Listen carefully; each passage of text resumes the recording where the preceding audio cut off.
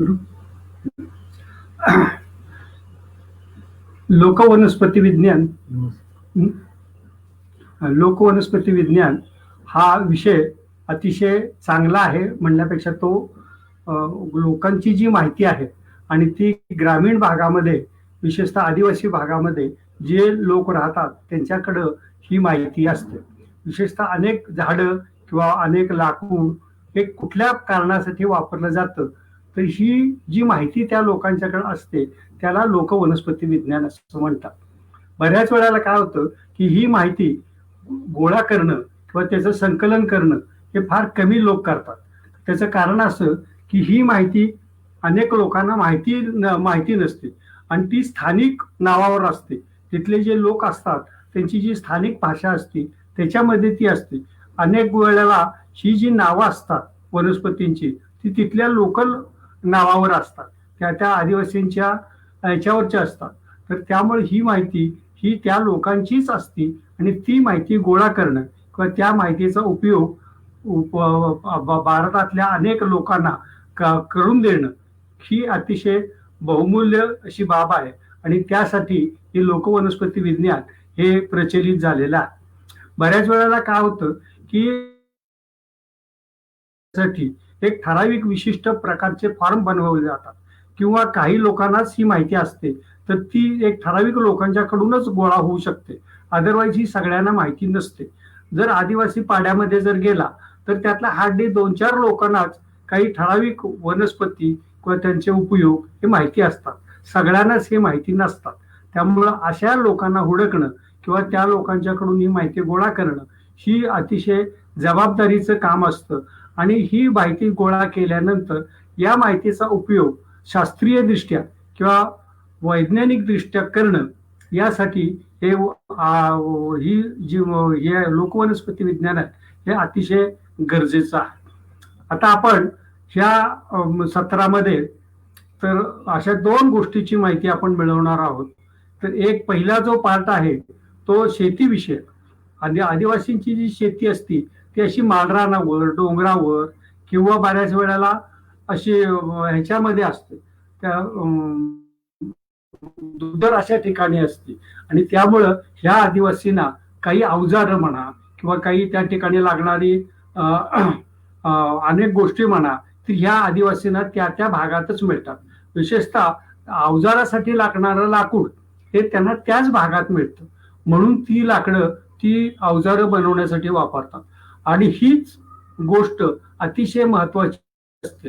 कारण सर्वसाधारण ही अवजारं फुटून येत म्हणा किंवा ती तडकून येत म्हणा उन्हामध्ये टिकावीत खूप वर्ष टिकावीत अशासाठी ही आदिवासी लोक आपली वनस्पतीची माहिती ही अतिशय रिझर्व ठेवतात आणि ती ठराविक लोकांनाच माहिती असते.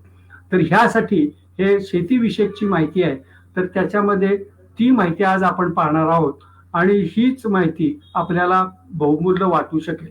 त्याचं कारण असं की ह्या माहितीच्याच आधारावर काही रोग जे पडतात किंवा जे कीड लागते धान्याला म्हणा किंवा तिथल्या लाकडाला म्हणा किंवा तिथल्या जनावरांना म्हणा किंवा अशा अनेक गोष्टींना जे कीड लागते तर ती कीड मारण्यासाठी हीच औषधं किंवा ह्याच वनस्पती ते वापरतात.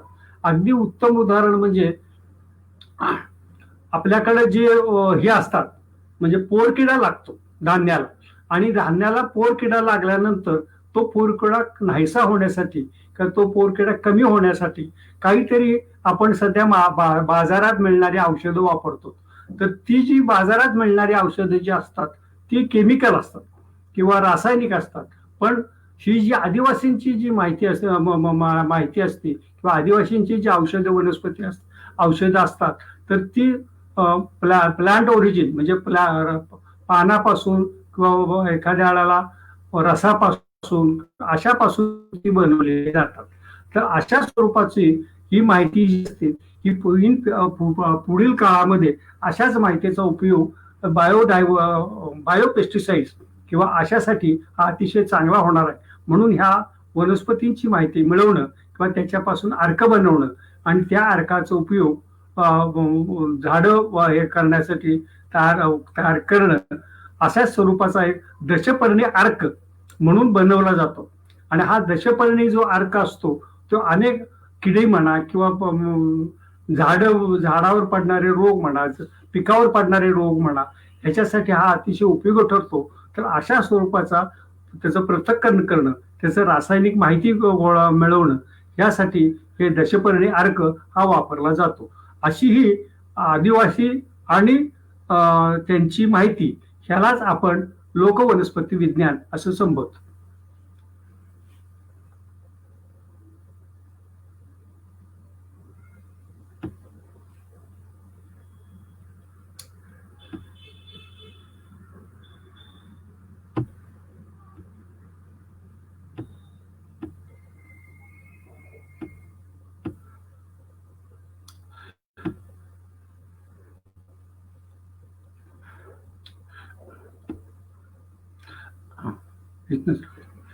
आपण आता ट्रॅडिशनल ॲग्रिकल्चर, पारंपरिक शेती आणि त्यातली असणारी वेगवेगळी प्रॅक्टिसेस म्हणजे पद्धती, आणि दुसरं गोष्ट फूड ग्रेन मॅनेजमेंट.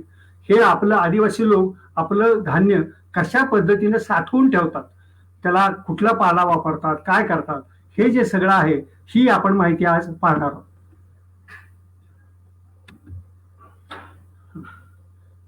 हा आपल्याकडं ही जी माहिती आहे ही अतिशय पारंपरिक आहे. आपले जे ऋषीमुनी होऊन गेले तर त्यांच्याकडं आश्रम जे असायचे आणि त्या आश्रमामध्ये हे ऋषी तिथे राहायचे आणि त्यांचा जो बऱ्याच वर्षाचा वनस्पती आणि तिथले शेती पद्धती, तर ह्याच्याबद्दलचा त्यांचा जो अभ्यास असतो, तर ह्या अभ्यासामुळं आपल्याला अनेक गोष्टी माहिती होतात. विशेषतः कुठलं झाड, त्या एक काळ असा होता की आपल्याकडे जंगल तोडून म्हणजे फॉरेस्ट बर्न करायचं आणि त्या ठिकाणी शेती करायची, असा एक प्रकार होता. दुसरा प्रकार जो होता तर त्याच्यामध्ये जो पीक असतं तर ते पीक येण्यासाठी तर तिथली जमीन जाळली की मग त्या ठिकाणी मोकळी जागा होती आणि त्या मोकळ्या जागेला आपण मोठ्या प्रमाणामध्ये हे करतो, म्हणजे तिथं खतं बितं घालायला लागत नाहीत आणि अशा स्वरूपाचं ती जी स्टँडर्ड अशा स्वरूपाची पद्धत होती आणि तिला शेती जाळून किंवा आता आपल्याकडे त्याला माळकुश शेती असं पण म्हणतात. माळकुश शेतीमध्ये कसं असतं, डोंगर उतारावरची जी जमीन असते तर त्या डोंगर उतारावरच्या जमिनीमध्ये मोठ्या प्रमाणामध्ये झाडं झुडपं असतात, तर ती जाळायची, तर ती तोडायची, ती जाळायची आणि त्या ठिकाणी शेती केली जाते. तर याला माळकुश शेती म्हणतात किंवा त्याला झूम कल्टिवेशन असंही म्हणतात.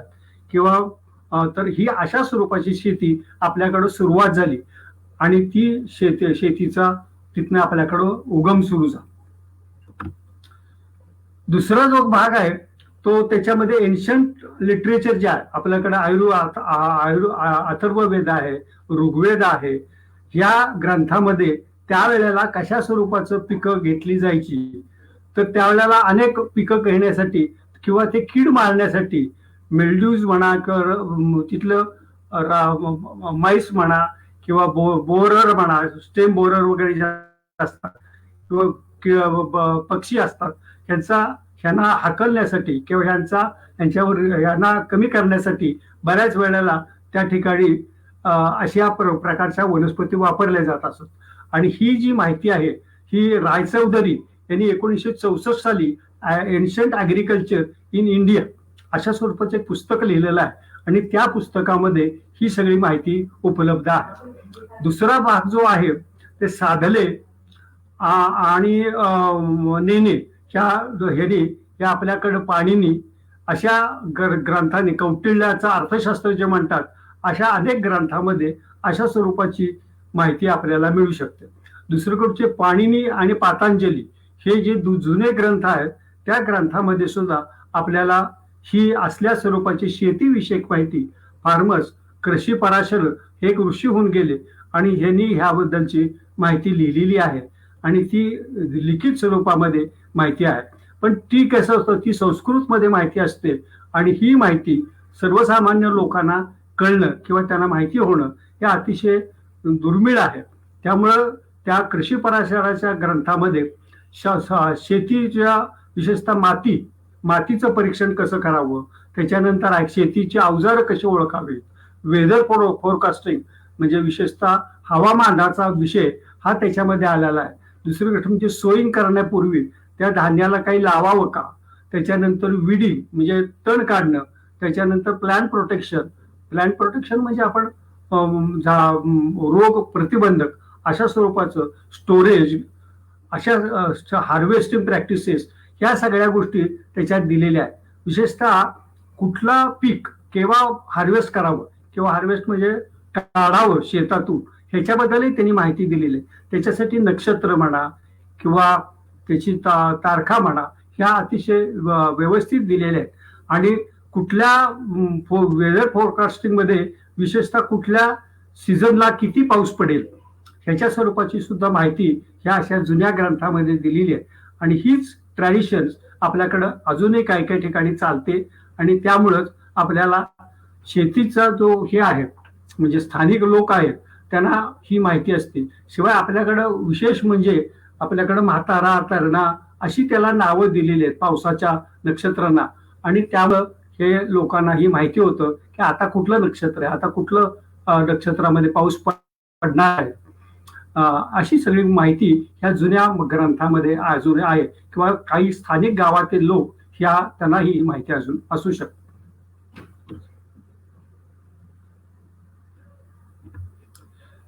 हे आपण ही जी आहेत हे त्या भागातले म्हणजे भोर आणि महाड ह्या भागातले जे लोक आहेत तर त्यांनी ही माहिती काही दिलेली आहे. तर त्याच्याबद्दलचे यांचं फोटोग्राफ असतात. ट्रॅडिशनल ॲग्रिकल्चर फार्मिंग, आपल्या शेतीच्या किती पद्धती आहेत हा ह्याच्यामध्ये आम्ही मांडलेला आहे. विशेषतः झूम कल्टिवेशन मगाशी जे सांगितलं आपण, ह्याच्यामध्ये आपल्याकडे शिफ्टिंग कल्टिवेशन जे म्हणतात, शिफ्टिंग म्हणजे मालकुश शेती किंवा झूम कल्टिवेशन, ह्याच्यामध्ये पहिल्यांदा आपल्याकडे नागली किंवा नाचणी घेतात, त्याच्यानंतर वरई त्या भागात घेतात आणि वरई नंतर पॅनिकम सुर्टेन्सिस म्हणजे सावा ही पिकं अजूनही काही भागामध्ये अशी होतात. विशेषतः त्याच्यानंतर तीळ किंवा नायजर किंवा तीळ जो असतो, तिळाचं पीक म्हणा किंवा कारळे म्हणा, तर ह्याचं पीक हे तेल वनस्पती असतात तर ते त्या ठिकाणी काही ठिकाणी घेतात. अतिशय विशेषतः काठळ हे अतिशय बारीक असं धान्य आहे आणि ते ह्या डोंगर उतारावरच्या जमिनीमध्ये ते घेतात. तर नागली किंवा रागी ही अशी फेकतात म्हणजे ती काही लावत बसत नाहीत किंवा पिक हे होत नाहीत, तर ती टोचून लावत नाहीत, रोपं तयार करतात आणि ती रोपं तयार करून ती अशी फेकतात शेतामध्ये आणि त्याच्यापासून हे नागलीचं किंवा रागीचं पीक होतं. आणि हे ते तिळाचं पीक आहे. तीळ किंवा आपण नायजर म्हणतो, कारळे म्हणतो, तर कारळे असे विस्कटतात आणि ते विस्कटले की त्या शेतामध्ये कारल्याचं पीक तयार होतं. त्याच्यानंतर टेरेस फार्मिंग सिस्टीम. टेरेस म्हणजे असा जो हे असतो आपण जसं हे म्हणतो उतार म्हणतो, त्या उतारावर असे हे केले जातात, शेताचं हे केलं जातं, विभागणी केली जाते आणि त्या उतारावर असे हे करतो ताली घालून त्या ठिकाणी मोठ्या प्रमाणामध्ये भाताचं पीक या उतारामध्ये घेतलं जातं आणि ह्याला टेरेस फार्मिंग म्हणतात.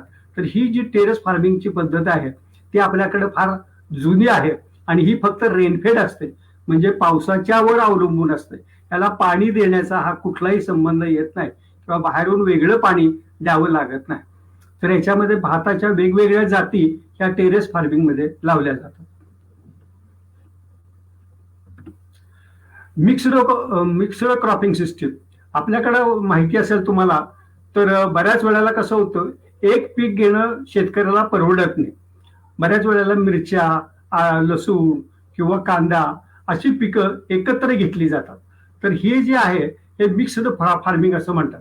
तर याच्यामध्ये फिंगर मिलेट म्हणजे नागली घेतात, त्याच्यात परत नागली घेतल्यानंतर मस्टर्ड म्हणजे मोहरी ती पण त्याच्यामध्ये टाकतात. त्याच्यानंतर रासिका म्हणजे हे घेतात. अशा अनेक पिकं जी आहेत ते एकत्र घेतात. ग्राउंडनट म्हणजे भुईमुग, हा भुईमुग सुद्धा त्याच्यामध्ये घेतला जातो. सोरगम काही ठिकाणी नुसता उतवडा म्हणतात त्याला. उतवडा म्हणजे ज्वारी जी असती ती पेरत नाहीत, ती नुसती अशी मधनं विस्कटतात आणि त्याला ज्वारीचं पीक मिक्स मिक्स क्रॉपिंगला घेतात. त्याच्यानंतर पिजन पीक म्हणजे तूर घेतात. आणि अशा स्वरूपानं हे मिक्स फार्मिंग जे असतं त्याच्यामध्ये अनेक पिकं एकत्र घेतली जातात. त्याच्यामध्ये मका असते, जोंधळा असतो. त्याच्यानंतर काही ठिकाणी तर तुम्हाला असं लक्षात येईल की राजगिरा, हा राजगिरा वेगळा घेतला जाते, त्यातच घेतला जातो. त्याच्यानंतर कास्टर म्हणजे आपला हे म्हणजे आपण हे म्हणतो, तर ते पण वेगळं घेत नाही, ती त्याच्यातच घेतात. तर ह्या अशा स्वरूपानं वेगवेगळी पिकं एकत्र घेणं, मिरच्या पण घेतल्या जातात, चिलीची मिरच्या घेतल्या जातात. तर अशा स्वरूपानं हे मिक्स फार्मिंग अजूनही काही भागामध्ये चालू आहे. तर इंटरक्रॉपिंग इंटरक्रॉपिंग हे काही वेळेला कसं होतं, हे मिक्स फार्मिंग जसं असतं, तर इंटरक्रॉपिंग हा एक वेगळा भाग आहे. तर बऱ्याच वेळेला कसं मुख्य पीक एक असतं, म्हणजे भुईमुगाचं एक मुख्य पीक असतं आणि त्या भुईमुगाच्या पिकामध्ये मध्यंतरी त्याच्यामध्ये भुईमुगामध्ये धने घेतले जातात. काही ठिकाणी धने घेतात, काही ठिकाणी तूर घेतात, काही ठिकाणी ओवा वगैरे अशी सुद्धा पिकं ह्या मिक्स फार्मिंग मध्ये, इंटरक्रॉपिंग फार्मिंग मध्ये घेतात. कारण शेतकऱ्याचं मूळ कसं असं असतं की शेतकऱ्याला एकच पीक घेणं परवडत नाही. परवडत नाही म्हणण्यापेक्षा त्याच्या घरच्या ज्या गरजा असतात त्या सगळ्या पिकावर लागतं. जे दरे लागतात, त्याला ओवा लागतो. त्याच्यानंतर त्याच्या घरामध्ये अजून काही असेल तर ह्यासाठी तेलाची गरज असते. तर ही तेलाची गरज ते भुईमुग पिकामुळे घेतात. आणि काही वेळेला ते तूर सुद्धा घेतात. तुरी बरोबर काही ठिकाणी असं लक्षात येतं की तुम्हाला चवळी, ह्या चवळी सुद्धा ह्याच्यामध्येच टाकतात. तर तूर, मूग, चवळी, उडीद हे जी धान्य असतात ही मिक्स इंटरक्रॉपिंग असं आतल्या बाजूला करतात. तर ही एक अतिशय चांगली पद्धत आहे की मिक्स क्रॉपिंग मुळे पहिला भाग काय होतो की जमिनीची धूप होत नाही, किंवा जमिनीचा जो ह्याचा भाग असतो म्हणजे फर्टाईल झोन असतो खत घातलेला, तर तो पण चांगला शेतीला उपयोगाला येतो. आणि त्यामुळं अनेक तो जो पाला पाचोळा त्याच्यात पडून शेतीचं चांगलं उत्पन्न येतं आणि शेतीची जमीन खराब होत नाही. आता ही जी आहे, आता ही रबी सीझनची. आता रबीमध्ये आपल्याकडं मोठ्या प्रमाणामध्ये हरभरा घेतला जातो. हे बहुतेक सगळ्यांना माहितीच असेल. हरभरा आणि हे गहू. आता बऱ्याच वेळेला की काही भागामध्ये, विशेषतः आपल्याकडच्याच पुण्याच्या जवळपासच्या डोंगराळ भागामध्ये ह्याचा जो गहू मिळतो, शेतगहू म्हणतात त्याला. आणि हा जो शेतगहू असतो तर तो बिन पाण्याचा असतो, म्हणजे त्याला पाणी द्यावं लागत नाही. आणि ह्या जाती ज्या असतात तर त्या जातींचं संशोधन करून काही संशोधन संस्थांनी ह्या असल्या जिराईत गव्हाची, जिराईत गहू कशासाठी, तर त्याला पाणी अजिबात द्यावं लागत नाही, 1 किंवा 2 सुद्धा पाणी द्यावे लागत. दुसऱ्या बिन पाण्यावर हा गहू येतो. आणि ह्यामुळं ह्या गव्हाला एक वेगळी चव पण असते. आणि शेतकऱ्याला तो सीझन, म्हणजे तो जो थंडीचा सीझन असतो बऱ्याच वेळेला गव्हाला, आणि त्या थंडीच्या सीझन मध्ये हा गहू अतिशय चांगला येतो. आता ट्रॅडिशनल ऍग्रिकल्चर प्रॅक्टिसेस, आता ह्याच्यामध्ये ही कुठली प्रकारची शेती करता येते, म्हणजे विशेषतः अवजारं म्हणा वेगवेगळ्या प्रकारची, तर ही सगळी ही ट्रॅडिशनल ऍग्रिकल्चर प्रॅक्टिसेस मध्ये. आता हे जो भात किंवा हे करतात ह्याला राब करणं म्हणतात. आणि हा जो कोकणाचा भाग म्हणा किंवा आपल्याकडचाच हा डोंगराचा भाग आहे, तर या ठिकाणी राब ही भात पीक करण्याच्या पूर्वी या ठिकाणी रावाची मेथड वापरली जाते. आता या रावाच्या मेथडमध्ये जंगलातला जो पालापाचोळा असतो त्याचे 3 थर करतात. की पहिला जो थर असतो तो वाळलेला पालापाचोळा असतो, त्याच्यावर गवत टाकतात, आणखीन आणखीन काही काड्या कोयडा किंवा शेणखत शेण असं टाकतात. अशा स्वरूपानं त्याचे 3 थर बनवतात. आणि त्या 3 थर जे असतात तर त्याच्यावर त्या जाळतात ते सगळं. आणि ते जाळलं की की त्याचा जो धूर होतो किंवा ती जी राख ठिकाणी तेवढी जी जागा असते जाळलेली राख केलेली, त्या राख केलेल्या जागेमध्ये भाताचं रोप तयार करण्यासाठी ती वापरली जातात. आणि ही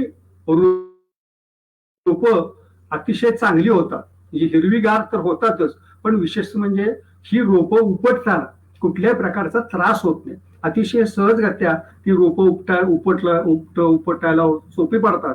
आणि त्यामुळं ह्या शेतकऱ्यांच्या ह्याच्यामध्ये राब करणं ही अतिशय जुनी मेथड असली ती अतिशय चांगली आहे. पण सध्याच्या काळामध्ये या जे राब करण्याची जी पद्धत आहे याला बऱ्याच ठिकाणी हे जाळणं हे काही लोकांना पसंत नसतं.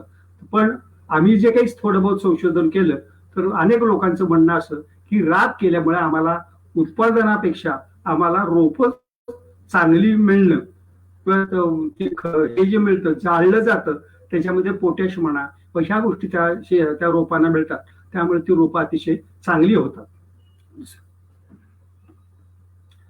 ह्यामध्ये आम्ही जी काही हे केलं, हे जे 3 प्रकारचे थर दिले जातात, तर त्याच्यामध्ये ही थरांची माहिती आहे, कुठल्या कुठल्या थराला काय काय वापरलं जातं. तर ह्याच्यामध्ये FYM म्हणजे खत वापरलं जातं, काही ठिकाणी पाला पाचोळा वापरला जातो, काही ठिकाणी त्याच्यानंतर जांभळाचं ही जे पाला असतो तो वापरला जातो, काही ठिकाणी तर ह्याचा टर्मिनाला पॅनिकुलाटा म्हणजे किंजळ जे म्हणतात ते किंजळाचा सुद्धा पाला वापरला जातो, काही ठिकाणी ब्रायडेलिया म्हणजे ह्याचा आसाणा जो म्हणतात तर आसाण्याचाही पाला वापरला जातो. तर अशा स्वरूपानं वेगवेगळ्या झाडांचा वापरून ग्रासेस म्हणजे गवत पण त्या ठिकाणी वापरलं जातं. अशा स्वरूपानं ही वेगवेगळ्या प्रकारची झाडं त्या राब करण्यासाठी वापरतात आणि त्याचे 3 थर देतात आणि त्यामुळं ती जमीन भाजली जाते आणि त्या भाजलेल्या जमिनीचा चांगला उपयोग होतो. आता ह्या ठिकाणी तुमच्या लक्षात येईल मशागत. आता ही जी मशागत असती तर वेगळ्या पद्धतीने केली जाते. तर या ठिकाणी ह्याच्यामध्ये हे जे म्हणतात की जे ढेकळं वरती आलेली असतात तर ती ढेकळं फोडण्यासाठी काही ठिकाणी आवत वापरतात. तर ह्याच्यामध्ये हे पेटारी म्हणून एक आहे, तर त्या पेटारीनं जमीन सारखी करणं म्हणजे तो चढ उतार असतील तर ती जमीन सारखी केली जाते. शिवाय बऱ्याच वेळेला कसं होतं की ही जमीन नांगरली जाते, नांगरली म्हणजे खोल नांगर नाही, असा छोटासा नांगरासारखा असतं ते, तर त्यानं ही जमीन हे करतात. तर त्याचा फायदा काय होतो की ते जे राब केलेलं जे हे असतं तर ते जमिनीत आतल्या बाजूला मिसळलं जातं आणि त्यामुळे त्या ठिकाणी पीक येणं किंवा त्याचं रोपं तयार चांगले होणं ह्याला त्याचा चांगला उपयोग होतो. दुसरा भाग असा असतो की ही जी अवजारं बनवली जातात ती तिथल्या स्थानिक ह्याच्यापासूनच बनवली जातात, त्याला कुठल्याही प्रकारचं बाहेरचं विकतचं लाकूड आणलं जात नाही. आता विशेषतः या ठिकाणी तुमच्या लक्षात येईल की या ठिकाणी हे जे ह्याचं आहे म्हणजे आवत बनवलेलं आहे तर त्या आवताला बांबू वापरलेला आहे आणि काही ठिकाणी तर त्यांनी वेगवेगळी ढेकळं फोडण्यासाठी तर पेटारी म्हणून आहे, मैंद म्हणून आहे, तर अशी वेगळी वेगळी अवजारं वापरून ते ढेकळं फोडणं किंवा ह्या गोष्टी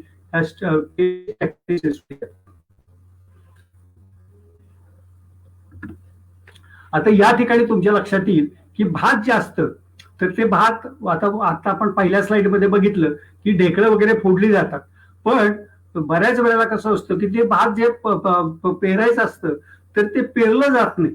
काही ठिकाणी काय करतात ते ब्रॉडकास्टिंग करतात, म्हणजे असं नुसतं फेकतात आणि ते फेकलं जमिनीत जाण्यासाठी परत त्याच्यावर नांगर फिरवतात आणि त्याच्यामुळं ते ब्रॉडकास्टिंग केलेलं जे भात असतं तर ते आतल्या जमिनीमध्ये मिसळलं जातं आणि त्यामुळं रोपं चांगली तयार होतात. तर ही एक मेथड ह्या महाड किंवा ह्या भागामध्ये आपल्याकडे कोकणामध्ये मोठ्या प्रमाणामध्ये आहे. आता ह्या ठिकाणी चिखलनी करणं हा एक वेगळा भाग असतो. काही भागामध्ये कसं होतं की शेतीची जो भात असतो, जो भात आता रोपं तयार झालेली आहे, आता रोपं तयार झालेली रोपांचं करायचं काय, तर मग ती रोपं ती लोक तिथले जे स्थानिक लोक किंवा असं ग्रुपने येतात आणि त्या 10-15 लोकांचं ग्रुप करतात आणि ते सगळे ग्रुपनं तयार करून ती रोपं ह्या अशा चिखलने केलेल्या शेतामध्ये हे सगळेजण याच्या ओळीने लावतात. आणि त्यामुळं ही चिखलनी हा तिथला जो हे असतो, चिखल असतो किंवा ती माती जी असते ती माती मऊ करण्यासाठी मुद्दामून या ठिकाणी हे चिखलनी करतात. बैलाच्या किंवा या नांगराच्या ह्यानं ती चिखलनी करतात आणि त्याच्यामुळं ही सगळी माती मऊ होती आणि त्यामुळं त्याच्यामध्ये अशा स्वरूपानं रोपं तयार झालेली रोपं चिखलनी केलेल्या शेतामध्ये लावतात.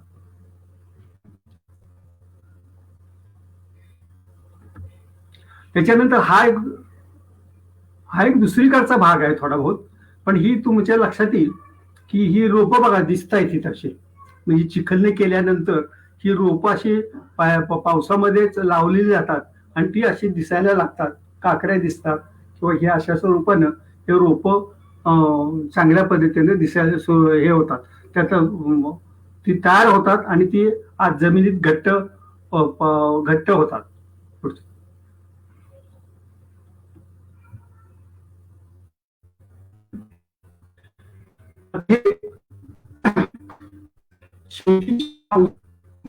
कसं आताच्या सध्याच्या काळामध्ये ट्रॅक्टर अनेक ठिकाणी आलेले आहेत किंवा काही ठिकाणी चिखलणी करण्यासाठी ट्रॅक्टर्स वापरायला लागलेले आहेत. पण अजून सुद्धा काही भागामध्ये मोठ्या प्रमाणामध्ये शेतीची अवजारं ही लाकडीच असणं हे फार गरजेचं झालेलं आहे. कारण काय असतं, आपल्या ज्या जमिनी आहेत ह्या जमिनी फार कठीण नसतात, त्या मऊ असतात बऱ्याच वेळेला. आणि त्या मऊ झाल्या जमिनी असल्यामुळं त्या ठिकाणी ट्रॅक्टर सारखं अवजारांना वापरले तर खालची जमीन वरती येते आणि ती वरची जमीन आल्यामुळं त्या जमिनीचा निकसपणा जो असतो, म्हणजे फर्टाईल झोन असतो तो खाली जातो आणि नॉन फर्टाईल झोन वरती येतो. त्यामुळं बऱ्याच वेळेला असं लक्षात येतं की जमीन मऊ असल्यामुळं आपल्याला लाकडी नांगर किंवा थोडक्यात म्हणजे ट्रॅक्टरची गरज नाही. कारण हा विषय बऱ्याच ठिकाणी अजूनही चालतो. पण आता काय झालंय, बैलच कमी झाले, गावामध्ये फार कमी जोड्या शिल्लक राहिलेल्या आहेत. त्यामुळे आता ट्रॅक्टरनंच बऱ्याच ठिकाणी नांगरलं जातं. पण तरी सुद्धा आपल्याला गरज आहे त्या आपल्या जमिनी ज्या आहेत ह्या जमिनीला बैलानं किंवा साध्या लोखंडी नांगरानं लाकडी नांगरानं ही बैलाच्या थ्रू जर नांगरणी केली तर ती जमीन फार खोल जात नाही आणि ती जो फर्टाईल झोन असतो, म्हणजे फर्टाईल म्हणजे अतिशय पोषक असं झोन असतो, तो हलवला जातो आणि त्या हलवल्यामुळं आपली शेतीची कामं अतिशय सोयीस्कर होतात. आता हा जो तिथं दाखवला होता हा नांगर आहे आणि हा नांगर जो आहे हा लाकडी नांगर आहे. तर ह्याच्यामध्ये हा लाकडी नांगराचा जो प्रकार आहे हा फार पूर्वंपार आपल्याकडे, हा आजचा नाही. हे जो लाकडी नांगर आहे तर तिची मूठ म्हणा, त्याचं खालचं पातं म्हणा किंवा ती दांडी म्हणा, हे अतिशय विशिष्ट लाकडाचं असतं. आणि ह्याच्यासाठी जवळजवळ हे जे आदिवासी लोक म्हणा किंवा स्थानिक लोक म्हणा, हे जवळजवळ 18 प्रकारची वनस्पतीची लाकडं ही एवढ्यासाठी वापरतात. पुढचं हे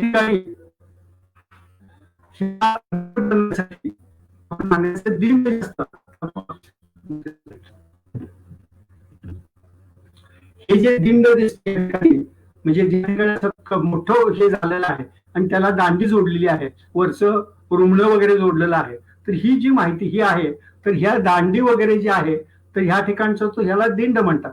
आणि हे जे दिंड असतं हे बऱ्याच वेळेला चांगलं जाड आणखीन विशेषतः टिकाऊ लागतं. आणि हे दिंड ही आदिवासी लोक एका ठराविक विशिष्ट लाकडाचंच बनवतात.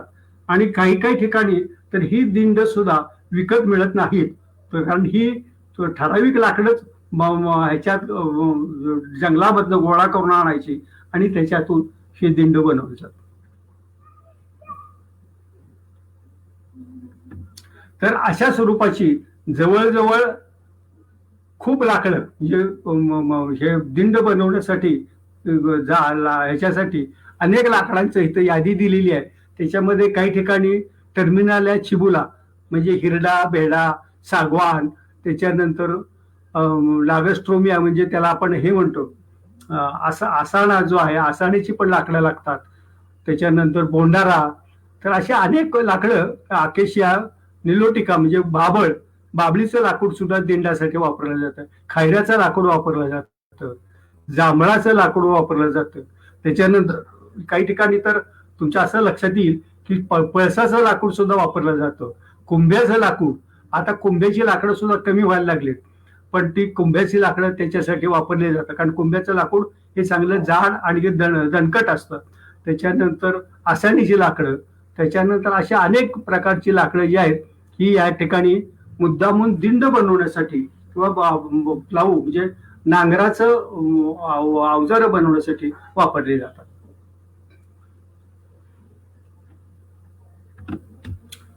हे महाड मधलं आम्ही ह्याच्यात थोडीशी तुलना करण्यासाठीच हे केलेलं आहे की कुठल्या म्हणजे महाडमध्ये आणि भोरमध्ये या दोन्ही भागामध्ये वेगवेगळ्या प्रकारची लाकडं वापरली जातात. तर ह्याच्यामध्ये मेमिसोलन आंबेलॅटम म्हणजे अंजनाचं झाड जे असतं ते पण इथं वापरलेलं आहे. आणि कारण काय आहे की काही वेळेला खाली कोकणामध्ये महाड किंवा या भागामध्ये मोठ्या प्रमाणामध्ये काही लाकडं मिळतात, त्यातलं विशेषतः सागवान हे त्याच भागात मिळतं. आपल्याकडे वरती म्हणून ते लोक शक्य तर तीच लाकडं या ठिकाणी वापरतात.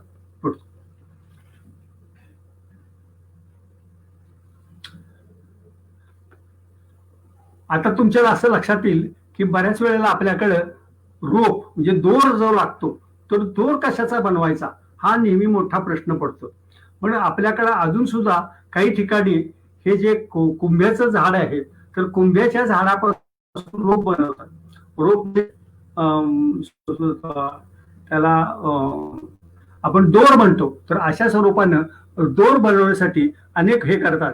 तर ह्याच्यामध्ये काही ठिकाणी तुमच्या असं लक्षात येईल की आगेव म्हणजे घायपात जे असतं ते घायपाताचा सुद्धा दोर म्हणून बनवायला पूर्वीपासून बनवता आलेले. पण आता दोर मिळणं अवघडून बसलं.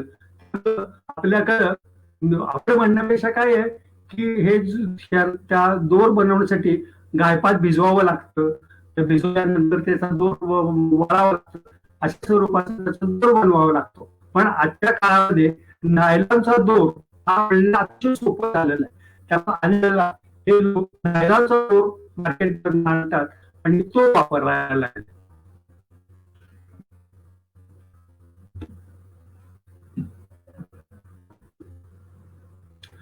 म्हणजे कुळव हा जो कुळवाचा प्रकार आहे आणि हा जो कुळव असतो त्याच्यामध्ये महत्वाचा पार्ट जो असतो तर त्याला 12 प्रकारची लाकडं कुळव बनवण्यासाठी लागतात. फक्त काय आहे की हा जी खाली जी पास दिसती म्हणजे लोखंडीची जी अशी पट्टी दिसती त्याला पास म्हणतात आणि ही जी पास असते तीच फक्त लोखंडाची असते. नाहीतर बाकीचं सगळी लाकडं जी असतात तर ती लाकडाचेच असतात आणि ते तिथला गावातला स्थानिक सुतार जो असतो तर ती ही कुळव हा बनवून देतात आणि तो स्वतःहून सांगतो की कुठलं लाकूड आणा, काय करा. बाबळीचं लाकूड आणलं त्याच्यापासून सुद्धा कुळव चांगला तयार होतो. तर अशा स्वरूपानं ही लाकडं शेतीसाठी उपयोगी आहे. तर हे ते हॅरो बनवण्यासाठी म्हणजे कुळव बनवण्यासाठी ही लाकडांची यादी आम्ही इथं केलेली आहे. त्यातलं बाबळ्याचं लाकूड जो आहे ते पण वापरलं जातं. बाबळ आहे, त्याच्यानंतर किंजळ आहे, त्याच्यानंतर इतकंच कशाला आपल्याकडे आवळा जो म्हणतात त्या आवळ्याच्या झाडाचं पण वापरलं जातं. त्याच्यानंतर हे काय म्हणतात तुमचं कट्यानं म्हणजे तुमचं जो हे आहे गेळा म्हणतात गेळा, तर गेळ्याचं लाकूड सुद्धा त्या ठिकाणी वापरलं जातं. तर अशी वेगवेगळ्या प्रकारचे हिरडा बेडा भावा अशा अनेक प्रकारचे लाकडं वापरली जातात. तर विशेषतः त्याच्यात सगळ्यात मॅक्झिमम लाकूड जे वापरलं जातं तर ते टर्मिनाला चिबुला म्हणजे बेडा. तर बेडाची लाकडं किंवा ह्याची लाकडं ही मोठ्या प्रमाणामध्ये वापरली जातात.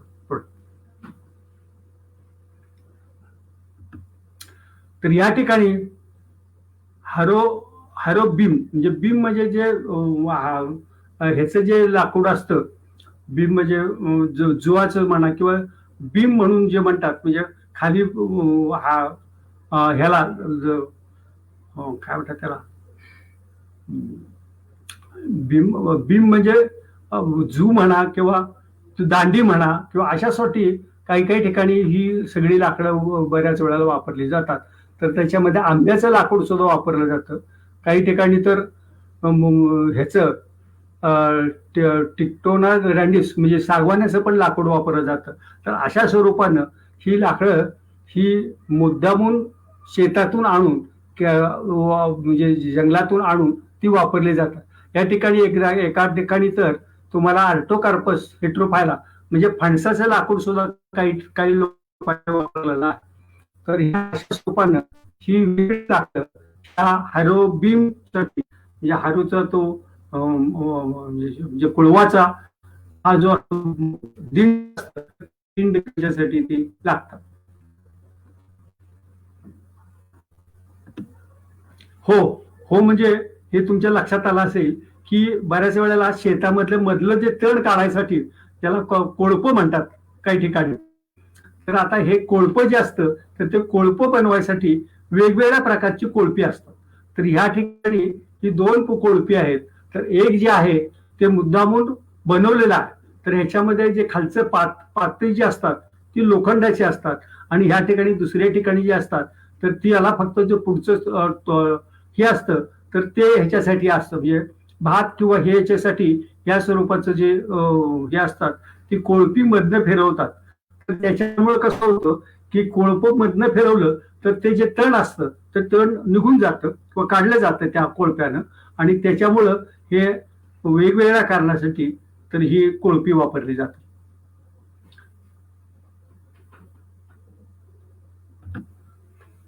आता या ठिकाणी पेटारी म्हणून आहे. तर पेटारीचा जो उपयोग असतो तर शेत आता नांगरणी झाली सगळं झालं तर हे सॉइल बोल्डर्स असतात म्हणजे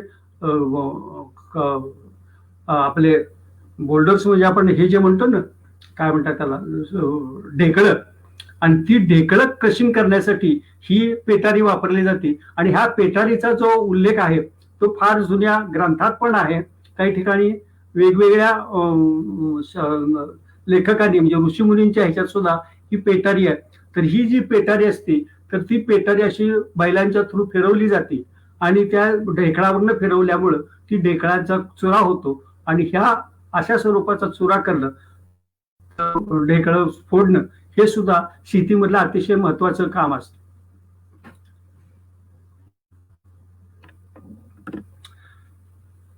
आता पेटारीसाठी काही काही ठिकाणी कुठली लाकडे वापरली जातात तर हे आसाण्याचं एक लाकूड वापरलं जाते. दुसरं म्हणजे बाबळीचं हे जे म्हणतो आपण बाबळ नसून एक हे आहे अकेशिया कॅटॅच्यू म्हणजे खैराचं लाकूड वापरलं जातं. त्याच्यानंतर डेंड्रो कॅलामस म्हणजे बांबूची लाकडं सुद्धा त्या पेटारीसाठी लागतात. तर ती अशा स्वरूपानं वेगवेगळ्या भागामध्ये वापरले जातात.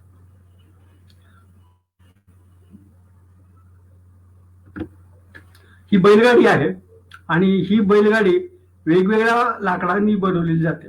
विशेषतः ह्याचा जो मणी असतो मणी म्हणजे ज्याच्यावर चाकाचं चाक बसवलेलं असतं चाक जे असतं तर त्याचं हे खैराचा मुद्दा म्हणून बनवतात. कारण ते गाडीचं बैलगाडीचं हे दणके बसतात अमो हे बऱ्याच वेळेला त्रासदायक होतं म्हणून ते तुटू नये फुटू नये म्हणून हे खैराचा हा जो मणी असतो तो खैराचा बनवला जातो. अशा बैलगाडीसाठी एकूण 8 प्रकारची लाकडं वेगवेगळ्या प्रकारची लाकडं गाडीसाठी वेगळं त्याच्यानंतर मधलं रुमळ हे जे असतं त्याच्यासाठी वेगळं अशी सगळ्या वेगवेगळ्या प्रकारची लाकडं या बुलक तयारीसाठी वापरली जातात. आता ह्या ठिकाणी मुद्दामून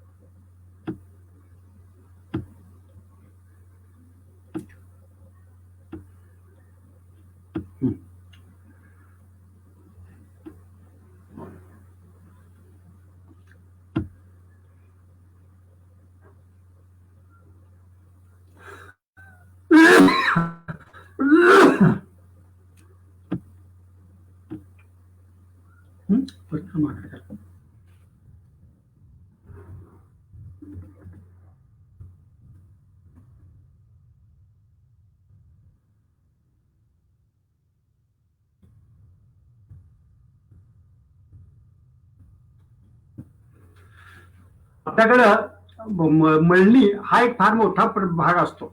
बऱ्याच वेळेला भात कापणी जी असते किंवा कुठलंही पीक, हे ज्वारी असेल, गहू असेल किंवा हे असतात, तर ही पिकं मॅच्युअर झाली, मॅच्युअर म्हणजे हे झाली, म्हणजे हे चांगली पोचली की मग त्यांना हे करावं लागतं, त्याचं पीक काढणं म्हणतात त्याला. आणि त्याला ती जी कापणीचा जो प्रकार असतो, तर बऱ्याच वेळेला ही कापणी करताना ते अनेक गोष्टी ज्या असतात त्यातला महत्वाचा भाग म्हणजे खुरप्यानं किंवा विळा जो असतो, तर त्या विशिष्ट प्रकारच्या विळानं हे कापली जातात. आणि ही कापलेली पिकं जे असतात, कापलेले जे धान्य धान्य असतं, तर ते वाढवणं किंवा ते मळणं, तर ह्या मळणीला तर या ठिकाणी मोठ्या प्रमाणामध्ये ही कशी मळावी हा मोठा प्रश्न असतो. पण बऱ्याच वेळेला पूर्वीच्या काळामध्ये ही मळणी जी व्हायची ती बैलांच्या थ्रू करायची. तर हे जे दिसतंय हे ते खळं आहे, आणि ह्या खळ्यामध्ये तर ही मळणी करतात. आणि ह्या ज्या खळ्यामध्ये मळणी करताना बऱ्याच वेळेला असं लक्षात येतं की ही एकदा बैलांची जोडी त्या खळ्यातनं फिरली की मग हे सगळं जे धान्य असतं ते त्या ह्याच्यातनं बाहेर पडतं, किंवा त्या भाताच्या पेंड्यातनं, किंवा त्या आता सध्याच्या ते हे करतात. पण ही बऱ्याच वेळेला ही जे धान्य असतं ते गोळा करतात आणि ते वाढवतात म्हणजे त्याला वारं देतात, म्हणजे त्यातलं जे घाण असते ती घाण निघून जाते. तर ही अशा स्वरूपाची एक थ्रेशिंग ऑपरेशन म्हणतात. पुढचं, तर या ठिकाणी तुमच्या असं लक्षात येईल की इथं मध्ये एक डांब आहे, त्याला जो डांब आहे त्याला तिवडा म्हणतात. आणि ह्या डांबाच्या भोवतीनं ही सगळी जनावरं जी काही दोन दोन बैल किंवा तीन बैल असतात, चार बैल, तर हे सगळे फिरवले जातात. आणि हे धान्य हे सगळं त्या धान्यावरनं ते पायानं ते हे करतात, म्हणजे पायानं फिरवतात. आताच्या काळामध्ये थोडासा फरक पडलेला आहे. तर बैलांनी जी केलेली काम असायची त्याच्याऐवजी आता मोठ्या प्रमाणामध्ये त्या ठिकाणी लोखंडी हे आणतात, किंवा दगडी हे आणतात आणि ते फिरवतात. तर ह्या ठिकाणी हे जे थ्रेशिंग ऑपरेशन म्हणतात किंवा मळणीचा जे प्रकार म्हणतात, तर ह्याच्यामध्ये हा जो मधला जो तिवडा असतो हा अतिशय विशिष्ट प्रकारच्या लाकडाचा असतो. कारण लोकांचं म्हणणं काय असतं की हा तिवडा जर चांगला असेल तर धान्याची वाढ होईल आणि धान्य वाढेल असं त्यांचं समज असतो. आणि त्यामुळे ही तिवडा हा शेतकऱ्याच्या दृष्टिकोनातनं मळणीतला अतिशय महत्वाचा भाग असतो. तर या ठिकाणी तुमच्या लक्षात येईल कुठली लाकडं ह्याच्यासाठी वापरले जातात. थ्रेशिंग पोल मधला जो तिवडा जो म्हणतात तो विशिष्ट प्रकारचा असतो. तर त्याच्यामध्ये भाव्याचा जो आहे, भावा हे झाड आहे आणि भाव्याचं लाकूड जे असतं ते बऱ्याच वेळेला सरळ असतं, म्हणजे मधला जो बुंदा असतो तो सरळ असतो. तर त्यामुळे ते एक वापरतात.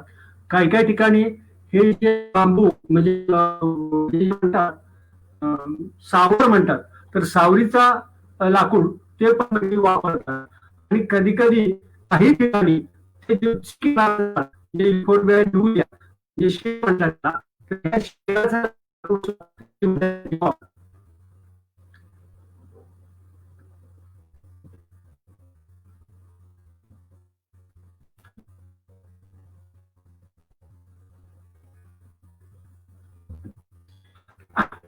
आता तुमचा जो पार्ट आहे त्या आपण शेतीची अवजारं पाहिली, त्याच्यानंतर विविध प्रकारचे शेतीचे प्रकार पाहिले, त्याच्यानंतर आता आपण जो पाहणार आहोत फूड ग्रेन पेस्ट, म्हणजे पिकं खराब करणारी, म्हणजे पिकं म्हणण्यापेक्षा धान्य खराब करणारी किडे आणि त्याची मॅनेजमेंट कशा स्वरूपानं साठवलं जातं किंवा ते काय काय वापर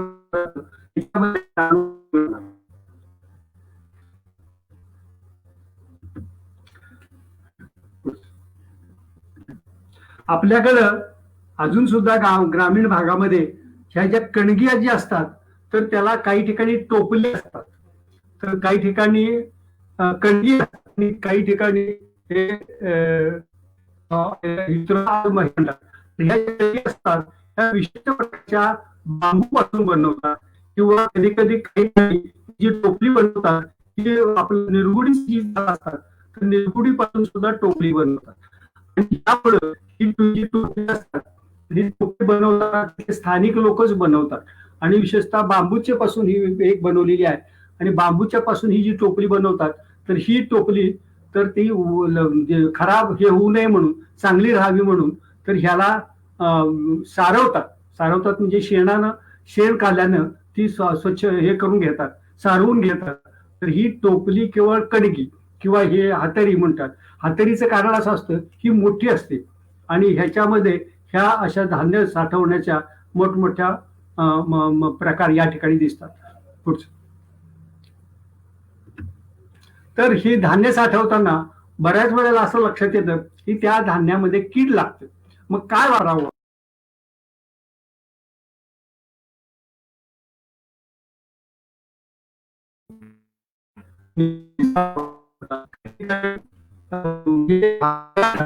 तर त्या फांद्याचा वापरतात. दातपाडी जी म्हणतात निद्या ग्लावका दातपाडी म्हणतात आणि ह्या दातपाडीचं वैशिष्ट्य असं असतं की ह्याचा पाला जर हे झाला तर अतिशय विषारी असतो. विषारी म्हणजे पॉयझनस असतो आणि त्याच्यामुळं हे बऱ्याच वेळेला हे लोक आदिवासी लोक फांगड्याचं जे बी म्हणा किंवा फांगड्याचा पाला त्याच्यासाठी कीडनाशक म्हणून वापरतात धान्यामध्ये. कधी कधी आपल्याकडे लिंब मिळतो तर लिंबाचा पालाही वापरतात. काही ठिकाणी तर मोहाची फळं किंवा मोहाचा पाला तोही वापरतात. सागवानाचा पाला वापरतात आणि मेलिया डुबिया किंवा हा एक ह्याच्यातलाच बाहू आहे आपल्या लिंबाऱ्यातला तो पण वापरतात. आमच्या असं लक्षात आलेलं आहे की हे ह्याचा जो पाला असतो विशेषतः सागवानाचा पाला तर तो सागवानाचा पाला डायरेक्ट वापरत नाही. सागवानाच्या पाल्याचा असा आतल्या बाजूनं कणगीमध्ये किंवा ह्याच्यामध्ये असा मुडा बनवतात आणि तो मुडा बनवतात. मुडा बनवून त्याच्यामध्ये धान्य टाकायचं आणि करतात आणि विशेषतः हा जो मुडा बनवण्यासाठी भाताचा जो पेंडा असतो तर त्या पेंड्याची दोर बनवतात आणि तो भाताच्या पेंड्याचा दोर बनवून तो बाहेरून असा तो वेढा घेतात आणि आतल्या बाजूला सागवानीची पानं आणि धान्य असं भात ठेवतात. तो होतो अतिशय चांगला सहज एका ठिकाणी बसू शकतो आणि असे 4-5 मुळे एकत्र सुद्धा बसू शकतात. आता ही जी आहे ते कधी कधी काही ठिकाणी काही लोक म्हणजे विशेषतः काही भागात हे ह्याची जी पानं असतात म्हणजे आपल्या निलगिरीची तर निलगिरीची जी पानं असतात तर ती त्या ठिकाणी वापरतात. काही ठिकाणी आमच्या तर असं लक्षात आलं की हा गेळा जो असतो गेळफळ किंवा गेळा तर तो धान्यामध्ये टाकतात तर त्याच्यामुळं हा धान्य अजिबात खराब होत नाही. गेळफळ हा जे असतो तो अतिशय विषारी फळ असतं आणि त्याचा पाला पण विषारी असतो तर त्यामुळे धान्य खराब होत नाही अशा स्वरूपाचं आहे.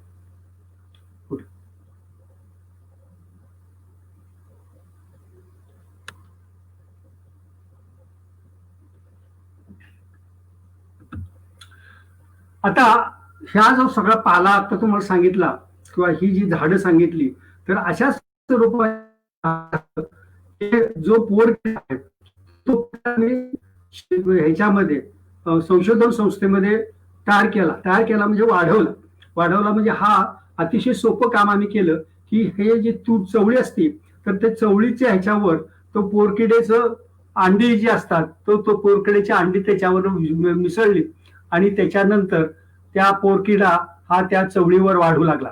आणि विशेष म्हणजे हा चवळीवर वाढू लागल्यानंतर आता त्याचं नाव आहे इंग्लिश नाव आपल्याला काही विशेष जरुरची नाहीये पण कॅलिब्रोकस मॅक्युलाटा म्हणून आहे.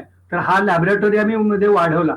मग आता हा म्हणजे संशोधन ह्याच्यामध्ये वाढल्यानंतर त्यापासून त्याच्यावर वेगवेगळ्या पानांचा पावडर लीफ पावडर जी असते ती टाकली आणि ह्या धान्य हे तुम्हाला दिसते हे तर त्याच्यामध्ये ही वेगवेगळ्या प्रकारच्या झाडाची पावडर ह्याच्यामध्ये टाकली आणि त्यामुळं काय झालं ते आता आपण पुढे पाहू.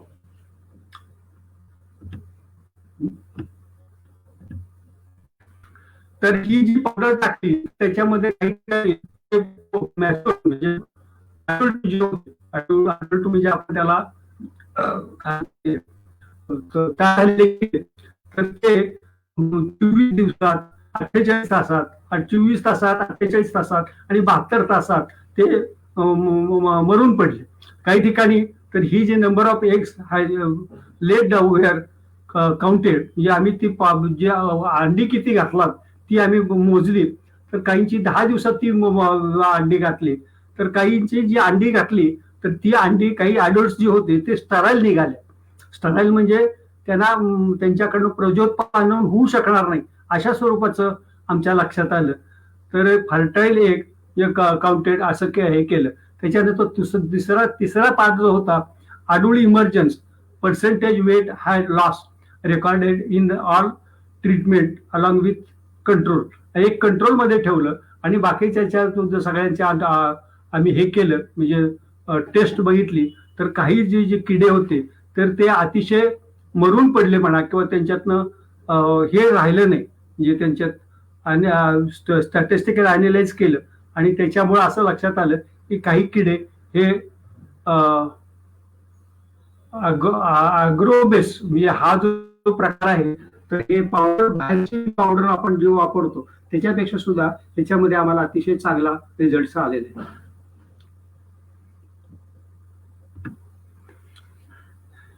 आता दुसरा जो पार्ट आहे, आता आपण जी शेतीची अवजारं बघितली किंवा अवजाराच्या बरोबर आपण जे महत्वाचा पार्ट जो पाहिला की ती अवजारं बनवताना काही झाडाची रोप, काही झाडांचं हे होत्या, फांद्या होत्या, किंवा काही झाडांचं जे लाकडं होती ती अतिशय कणखर होती. तर ह्याचं कारण काय, तर त्याचं आम्ही हे पाहिलं, तर त्याच्यामध्ये काही झाडं म्हणजे विशेषतः आपलं सागवानाचं झाड म्हणा, किंवा तुमच्या ह्याचं जांभळाचं झाड म्हणा, किंवा बोंडारा म्हणा, किंवा बाबळ म्हणा, किंवा ही जी झाडं होती ही अतिशय चांगली होती. चांगली होती याचा अर्थ असा की त्याची डेन्सिटी चांगली आहे, त्याच्यात टेनेसिटी चांगली आहे, म्हणजे ती खराब होणार नाही, किंवा हार्डनेस जे म्हणतात ना, कठीणपणा, तर तो पण ह्याच्यामध्ये चांगला मिळाला. तर ही ह्याचं मूळ कारण असं की ह्या सगळ्या गोष्टी करणं का गरजेचं आहे. तर त्यावेळेचे जे लोक असते, हे जे आदिवासी लोक आहेत, हे नुसतेच हुशार नाहीत, तर ती जी लाकडं वापरतात ह्याच्यासाठी, म्हणजे अवजारं बनवण्यासाठी, तर ती सुद्धा क्वालिटीची लाकडं असतात किंवा चांगल्या प्रकारची लाकडं असतात, जी टिकतील अशी लाकडं असतात. तर हे याचं वैशिष्ट्य होतं, आणि म्हणून ही लाकडं तयार करणं किंवा ह्याचं रोप तयार करणं किंवा हे वाढवणं ही आता काळाची गरज निर्माण झालेली आहे. हे अशा स्वरूपाचं ट्रॅडिशनल फार्मिंग हे जे आहे, आता ही जी लाकडं आहेत किंवा हे जे शेती जी ही आहे स्ट्रेंथनिंग किंवा हे करणं हे अतिशय गरजेचं आहे. त्याचं कारण असं की ही जी लाकडं आहेत किंवा हे जे शहाणपण आहे, विजडम थोडक्यात म्हणजे स्थानिक लोकांचं, तर ते जर चांगल्या पद्धतीनं आपल्याला वापरायचं असेल तर ही लाकडं कशी तयार करावी किंवा ह्या लाकडाची बायोडायव्हर्सिटी कशा रूपानं हे राहू शकेल, ह्याच्यासाठी हे अतिशय इसेन्शियल आहे आणि अतिशय गरजेचं आहे. आणि ह्याच्यामुळे काय होईल की आपल्याकडची जी झाडं कुठली टिकावीत किंवा कुठली वाढवावीत हा झाडाला अनेक लोकांना प्रश्न पडतो. तर त्याच्यामध्ये काही झाडं ही अतिशय गरजेची आहेत आणि हे या सगळ्या ह्याच्यातून मतितार्थ निघतो.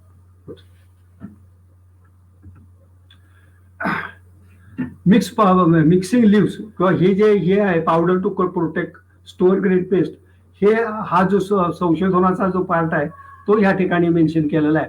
तर ही लीफ पावडर म्हणजे झाडांची पावडर जी आहे, तर ती अतिशय चांगले अडोल्टिसाइड म्हणून वापरता येईल. पोझिशन म्हणजे डिटरंट, म्हणजे त्यांनी हे न घालणं, या अंडी न घालणं किंवा त्याची पुढची पिढी तयार न करणं, याच्यासाठी अशा स्वरूपाची माहिती किंवा अशा स्वरूपाची झाडं ही अतिशय गरजेची आहेत. आणि हीच आपल्याला पुढच्या पिढीला किंवा पुढच्या ह्याच्यामध्ये ती बायोपेस्टिसाइड्स याच्यासाठीही वापरण्यात येऊ शकेल. काही ह्याच्यातली ही पब्लिकेशन्स आहेत. ही पब्लिकेशन्स काही बनवलेली होती, तर ती पण आहे. दुसरं हा किती झालं? 5 मिनिट.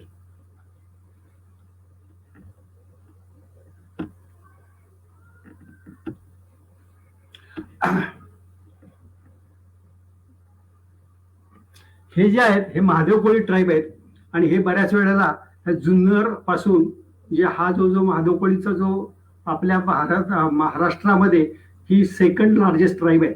ही दुसऱ्या नंबरची जमात आहे आणि ही आदिवासी जी जमात आहे आणि ही आदिवासी जमात याचं वैशिष्ट्य असं की ही महादेव कोळी जे आहेत हे महादेव कोळी आपल्याकडं गेले कित्येक वर्ष राहत आलेली आहेत आणि ह्यांच्यामुळंच आपल्याकडचे देव म्हणा किंवा त्यांची राहण्याची पद्धत म्हणा ही अशा पद्धतीची आहे. दुसरी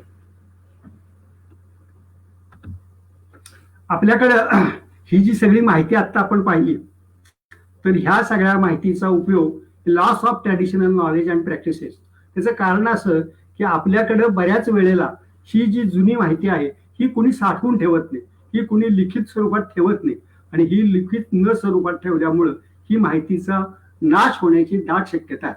आणि हे त्याचं कारण मूळ असं आहे की आपल्याकडचं जी तरुण पिढी आहे तर तरुण पिढीला ह्याच्याबद्दल इंटरेस्ट नाही म्हणण्यापेक्षा त्यांचा दररोजच्या जीवनामध्ये ह्याच्याशी कमी संबंध येतो आणि त्याच्यामुळं ह्या अनेक गोष्टी आपल्या हातातनं आता जायला लागल्या. त्यातलं विशेष म्हणजे पहिला भाग म्हणजे ऍग्रिकल्चरचं, कारण आज शेतामध्ये काम करण्यासाठी तरुण पिढीनं उतरलं पाहिजे, ह्या प्रत्येक गोष्टीची माहिती करून घेतली पाहिजे. दुसरा भाग म्हणजे हॉर्टिकल्चर. हॉर्टिकल्चर म्हणजे हे जे आपण हे करतो म्हणजे आंबा म्हणा किंवा आंब्याची रोपं तयार करणं, त्याची कलमं तयार करणं किंवा ह्या ज्या हॉर्टिकल्चरच्या गोष्टी आहेत त्याही आपल्याला माहिती असल्या पाहिजेत. तिसरा भाग म्हणजे इकॉलॉजी, तर ही झाडं कुठं मिळतात किंवा ह्याचं मिळण्याचं साधन कुठलं आहे, तर ह्याच्या बरोबरच ही इकॉलॉजिकल बॅलन्स राहणं म्हणजे एका शेजारी एक झाड म्हणतो त्याच्यापेक्षा ह्या सगळ्याच झाडांचा उपयोग कशा पद्धतीने होऊ शकतो यासाठी इकॉलॉजिकल अभ्यास होणं हे सुद्धा गरजेचं आहे. तिसरा भाग म्हणजे एथनो मेडिको बॉटनी. आज तुमच्या लक्षात आलं असेल की आपल्याकडं मोठ्या प्रमाणामध्ये अजूनही ग्रामीण भागामध्ये औषधं देण्यासाठी वैद्य असतात. ही जी माहिती असतात ही विशेषतः अतिशय चांगल्या पद्धतीनं अजूनही पायरीची औषधं देतात. अगदीच कशाला तर तुम्हाला कोरफड भाजलेलं जर असेल लोकांना तर बऱ्याच वेळेला कोरफडीचा चीक जो असतो तो जो पांढरा चीक असतो तर तो लावला तर भाजलेली जखम लवकर बरी होते. इतकंच कशाला तुमच्या अजूनही माहिती असतात गोष्टी म्हणजे जर विंचू चावला म्हणा किंवा एखाद्याला काही खचटलं म्हणा तर आपण अजून सुद्धा पाला त्या ठिकाणी लावतो आणि त्याच्यामुळे काही वेळा ह्या जखमा पूर्णतः बऱ्या होतात. आता हा जो पार्ट आहे हा पार्ट अजून आपल्याला दुसऱ्या पुढच्या ह्याच्यात सुद्धा आपल्याला घेता येईल. Musical instrument. म्युझिकल इन्स्ट्रुमेंट म्हणजे अजूनही ग्रामीण भागामध्ये तानपुरा वाजवतात. तर तो तानपुरा कशाचा बनवतात हे आपल्याला कुणालाच बऱ्याच वेळेला माहिती नसतं. तर अशा स्वरूपाची तानपुरा वाजवणं म्हणा किंवा ढोल तयार करणं तर याच्यासाठी लागणारी लाकडं ढोल बनवण्यासाठी ते सुद्धा तिसरा जो प्रॅक्टिस भागामध्ये मोठ्या प्रमाणात जनावरांसाठी जे औषध असतात किंवा जनावरांसाठी समजा हाड मोडलं तर जनावराला कुठल्या प्रकारचा पाला लावावा किंवा कुठल्या प्रकारच्या ह्यानं त्याचं ड्रेसिंग करावं ही गोष्ट अजूनही ग्रामीण भागातला वैद्य जो असतो त्याला खूप चांगल्या पद्धतीनं माहिती असते. आणि अजूनही काही गावं जी आहेत त्या काही गावामध्ये फक्त हाड साधणं एवढा सुद्धा प्रकार करणारे लोक आहेत. दुसरा भाग म्हणजे कल्चरल रिलेशनशिप. आपल्याकडं अजूनही देव हे करतात. शिवाय काही ठिकाणी तर असे लक्षात येतं की ह्याच्यासाठी सणासुदीला म्हणा किंवा काही ठिकाणी तर अशा अनेक आपल्या ज्या सणवार आहेत काही हे आहेत की याच्यासाठी ही अजूनही काही आता विशेषतः महादेवकोळी जमातीमध्ये वरसाचं झाड आहे आणि वरस हे झाड त्यांच्या दृष्टिकोनातून अतिशय पवित्र झाड मानलं जातं. तर ते झाड ते सहसा तोडत नाही अजिबात तोडत नाहीत आणि त्याला अशी पांढरी फुले येतात. ते झाड शेंगा पण येतात. ते वर्षाचं झाड आहे, तर ते अतिशय आदिवासींच्या दृष्टिकोनातून अतिशय मौल्यवान किंवा मुख्य झाड समजलं जातं. हे आता जे आपण सांगितलं, तर ह्याच्याबरोबरच आपल्याकडं हे जे आदिवासींचा जो सर्वे जर कोणी केला, तर सर्वसाधारण किती झाडं किंवा किती लाकडं ही गरजेची असतात. आता अगदीच कशाला, तर हाऊस कन्स्ट्रक्शन म्हणजे घर बांधणं, तर घर बांधण्यासाठी खांब लागतात. त्याच्यानंतर त्याच्यावरती हे असतं, काय म्हणतात ते, जाळ्या असतात म्हणा, त्या ठिकाणी पाकेर हे असतं. तर असे अनेक घर बांधण्याची लाकडं लागतात. तर त्याच्यामध्ये त्याच्यानंतर ऍग्रिकल्चर ही आता आपण जे शेतीची माहिती पाहिली ती 38 झालं प्रकारची वनस्पती किंवा झाडं ही शेतीच्या कारणासाठी लागतात. दुसरा भाग म्हणजे वाईल्ड इडिबल प्लॅन्ट, म्हणजे हे जे रानभाज्या जो आपण म्हणतो, रानभाज्या म्हणा किंवा कंदमुळं म्हणा किंवा काही फळं म्हणा, ही जंगलामध्येच मिळतात. तर ही अशी 87 प्रकारची फळं, रानभाज्या, त्याच्यानंतर पालेभाज्या अशा सगळ्या त्या ह्याच्यामध्ये मिळतात.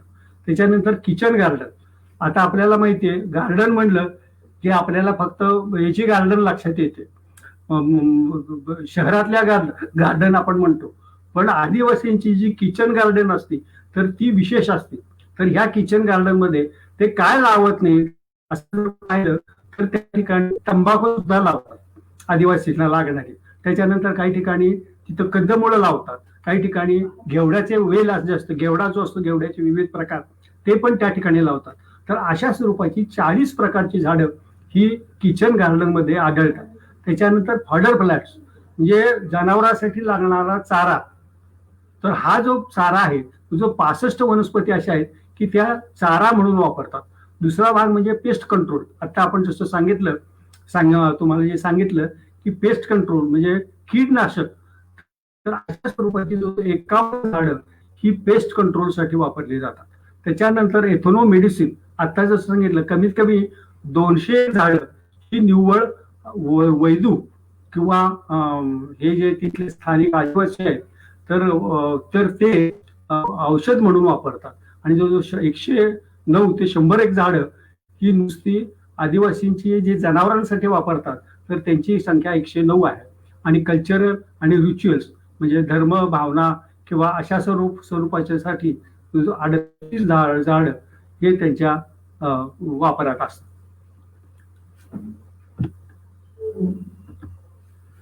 आता ही दाखवली फरक दाखवण्यासाठी. तर हा जो ही आहे हा कोथळा, हा लाकडाचा आहे, निव्वळ आपल्या मातीपासून बनवलेला आहे. याला इथे खालच्या बाजूला भोक आहे आणि हे भोक हे धान्य साठवण्याचीच आहे. ही नेहमीची जी कणिंग ती कणिंग आहे. पण हा जो कोथळा आहे हा नगर डिस्ट्रिक्ट मध्ये काही गाव आहेत तर त्या ठिकाणी अजूनही कोथळा बनवण्याची पद्धत आहे. आणि विशेष म्हणजे हा कोथळा बनवताना हा माती जी असते तर मातीचा चिखल करतात आणि त्या चिखलापासून एकावर एक थर रचत हा असा कोथळा बनतो. हा तसा दिसतो तसा जड असतो मातीचाच असल्यामुळं, पण त्या लोकांना अतिशय गरजेचा वाटतो कारण याच्यात कीड लागत नाही, काही होत नाही. आता ह्या ज्या आहेत काही ज्या भाताच्या जाती आहेत किंवा तिथले स्थानिक जाती आहेत तर त्या नाहीशा व्हायला लागल्या. तर त्याच्यासाठी मगाशी मी जसं तुम्हाला सांगितलं की सागवानाचा ह्याच्यामध्ये सागवानाचा पेटा मुडा बनवतात, तसं इथं ते वरच्या बाजूला जे दिसतात ते सागवानाचे मुडे बनवलेले आहेत. आणि सागवानाचे मुडे असल्यामुळं तर ह्या सागवानाच्या ह्याच्यामध्ये धान्य ठेवल्यामुळं ह्या बाई तिथं खाली बडवत आहेत आणि सागवानाचं जे बनवलेलं असल्यामुळं त्यांच्या धान्याला कीड लागत नाही. तर ह्या अशा स्वरूपानं ही धान्य वेगवेगळी प्रकारचे धान्य आहेत. आणि आजचं वैशिष्ट्य असं की आपल्याला फक्त हा जो काळभात म्हणून जे आहे तर हा काळभात हा सुवासिक भात असतो आणि हा काळभात हा अजूनही काही ठिकाणी शेतकरी मुद्दामून लावतात. ह्या स्थानिक जाती आहेत तर ह्या स्थानिक जाती नाहीशा होऊ नयेत म्हणून अतिशय चांगला कार्यक्रम घेणं गरजेचं आहे.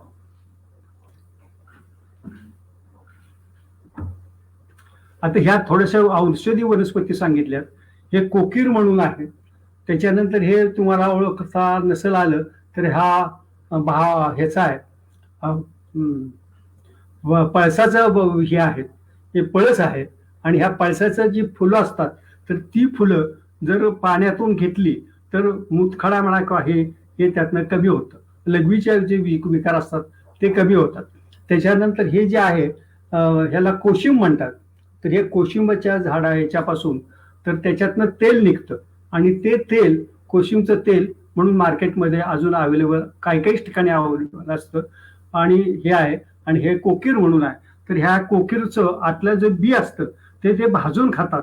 तर हे आता अशी वनस्पतींची माहिती आहे. शेवटचं संपलं.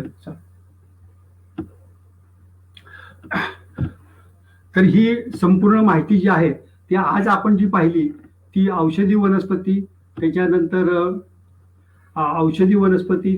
शेतीची अवजारं आणि विशेषतः धान्य साठवण्याच्या पद्धती किंवा धान्य कसं खराब होऊ नये म्हणून काय करावं ह्या गोष्टी आता आज आपण पाहिलेल्या आहेत.